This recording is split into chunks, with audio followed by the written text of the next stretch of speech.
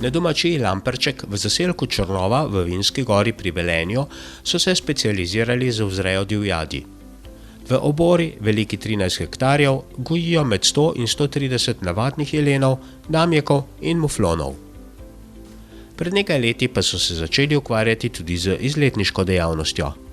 S pomočjo evropskih sredstev so preuredili gospodarsko poslopje, zbrali veliko starih predmetov, uredili so prostor za piknike, prenovili in prestavili star mlin, pripravili pa so tudi prav posebno sobo. Trenutno se nahajamo v stari hiši.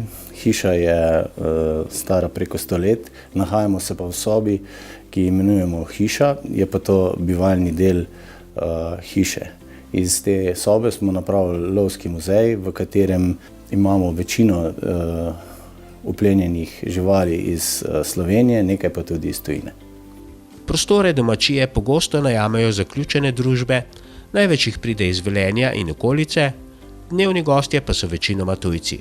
Goste usmerjajo na domačijo iz teren Dobrna in Topolščica, nekateri jih najdejo prek spleta, vse bolj pomembna pa je vloga turističnega društva.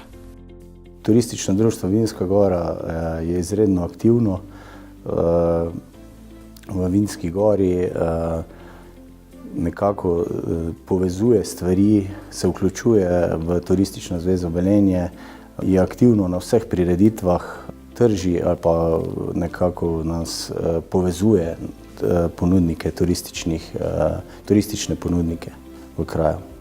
Turistična dejavnost je vse bolj obetavna tudi v tem delu Slovenije, so prepričani na domačiji Lamperček, zato razmišljajo o širitvi ponudbe.